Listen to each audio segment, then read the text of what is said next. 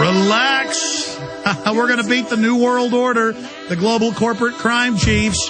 If you just wake up and realize the people have the power, if you stop fighting with each other along the lines of race and religion and left and right, and say, hey, I want freedom, I want the spirit of 1776 instead of your spirit of 1984, we're going to come together and we're going to beat them.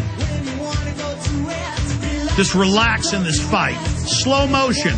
The enemy can't beat us. We're in slow motion. They're in regular speed. You just pick our shots. As long as we throw those punches, they're going to go down big time. This is the Sunday transmission. We got about 25 minutes left in broadcast time. And Doctor of History, Doctor of Economics, big part of my two newest films, Follow the Republic and The Obama Deception, is Dr. Webster Tarpley. Now, all these top independent scientists have gone to the original weather stations, gotten their data, and it didn't match what the UN main climate branch at East Cambria was saying out of England. That's the main science group that puts out all the propaganda. And about a week and a half ago, the emails got leaked on WikiLeaks with the documents and the computer code with computer programmer notes about this thing's a fraud, it's getting colder, here's how you manipulate the data to make it say it's getting hotter. We have the internal emails by Professor Jones, the head of the UN program, saying, how do we hide the decline in temperatures? How do we hide that carbon dioxide comes after warming?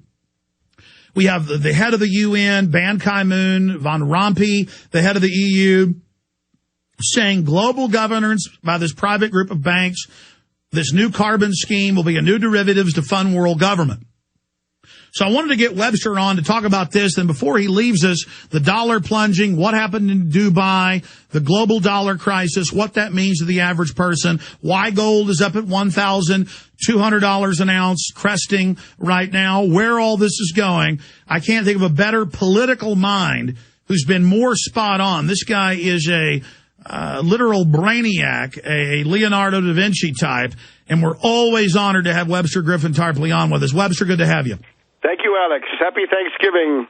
I hope you had a good Thanksgiving there in D.C. Indeed. Now, again, in Obama Deception to Follow the Republic, you explain this is the greatest scientific fraud after the Nazis, and the two tie together for those that don't know. Give us in 5 minutes a boil down of this global cult, this carbon credit, carbon tax cult, and this latest climate gate situation and how big this victory is. Well, I think it's a turning point in the intellectual and political history of the world in this sense. Back in the 1920s and 1930s, there was a consensus among large numbers of pseudoscientists, quackademics, and charlatans, but many of them had university professorships, that there was inferiority of the races, that some races were inferior, others were superior. They tried to talk about, phrenology, measuring the size of the brain and all sorts of other nonsense. And they came up with this pseudoscience, which was widely considered to be legitimate at the time. And remember, I think this is the moment we've just had. It's like the 1936 Olympics in Berlin, when Jesse Owens won all those gold medals and Hitler was sitting in the stands fuming because it meant that his crazy theory had been completely defeated. And the other black boxer also knocked out the German boxer. Yes, it was Max Schmeling was defeated by Joe Louis, I guess it was, right? So this was bad for these racists and their crackpot race science theory. So now what we have is absolutely conclusive evidence of an international conspiracy. My God, it's a conspiracy. There's no doubt. We have the proofs of a conspiracy. These people are, again, they're quackademics, they're charlatans, they're pseudoscientists. A lot of them belong to this hoked-up specialty called climatology, which really did not exist until the 1990s and the coming of Al Gore. You got to remember, Al Gore systematically purged the United States government of anybody who was not a quack, anybody who stood up and said, well, your ozone story is not holding water, it's ridiculous, and your other acid rain, and then indeed this ozone layer business. And let's not forget, you're going to get into this whole eugenics movement that ran Hitler out of the Britain and U.S., this is their progeny. This whole global warming movement is a eugenical system. So it's the same crew. Indeed. And the goal of this stuff is indeed genocide. I've just seen a couple of interesting dispatches from the Chinese news agency, Xinhua, New China, where they say there's a hidden agenda in the attempts of rich Western countries to impose carbon limits on the developing world, and that is, of course, to strangle their development. And it basically comes down to this. If you look at the U.S. export price of wheat, corn, and a couple of other things, but mainly wheat and corn, that is what basically determines the level of the world market. And the U.S., of course, has been able to produce these things very efficiently in past years. If you ever got this monstrous cap-and-trade, cap-and-tax bill that the Senator Boxer has been pushing, and also Waxman over in his committee, if that ever went through, the minimum effect would be to double the export price of U.S. wheat and corn into sub-Saharan Africa, on the wheat, South Asia, and then all sorts of poor places in Latin America where they depend on U.S. corn for the tortillas. We know from the FAO, Food and Agricultural Organization in Rome, that there are about 1 billion people in these places that I've just mentioned who are on the verge of starvation.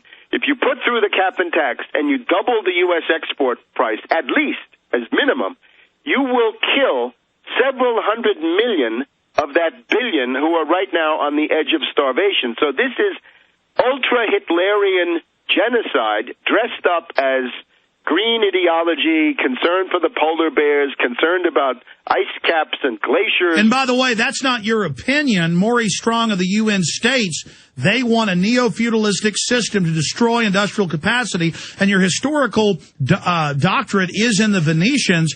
Is this feudalistic model not basically a replay of your own studies? Well, it's the mentality of the Venetians. I mean, it's the mentality of the Venetians in this sense. Back in the late 1200s and early 1300s, the Venetians and the Genoese and certain other banking centers were lending money to the crowned heads of Europe, and they were imposing levels of interest, usury, that forced the kings and the rulers to increase the tax burden, the take, so to speak, on the peasantry of Europe, so that the peasants got less and less to eat, and that meant that they were visited by malnutrition and all kinds of diseases that accompany with that, so that by the time the contagion arrived, presumably from the Far East, of the Black Death, there were no natural defenses left, and the epidemic had free reign. Now, that killed about a third of the population of Europe. So we can see that these ghouls, these monsters that are gathering in Copenhagen hope that they can do the same thing. Now, just a couple of things. I think it's time to start demanding a special prosecutor. If we ever needed a special prosecutor, it's now.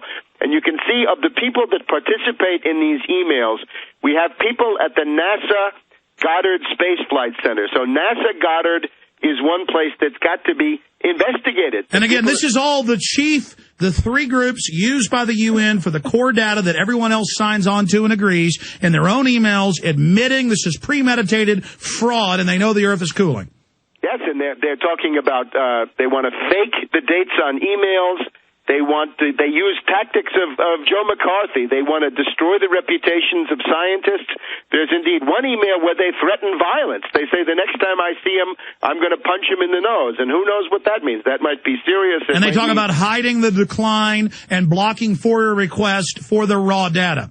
Right, and then they talk about also learned journals, right, the so-called peer-reviewed journals. If there's a peer-reviewed learned journal that publishes material that doesn't go along with this insane party line of these lunatics, then they say we want to demote them so they'll no longer be considered a learned journal, and we can go ahead. So NASA Goddard has got to be investigated. Stay there. We'll go through the other criminals caught with their own emails and the computer code written into it, fraud. Computer programmer notes, this is fraudulent. Here's how you hide the decline. We have them red-handed. Senator Inhofe's calling for criminal charges, Lord Monckton and many others. We'll get Webster, Griffin, Tarpley's take on this in the final segment. You don't want to miss this.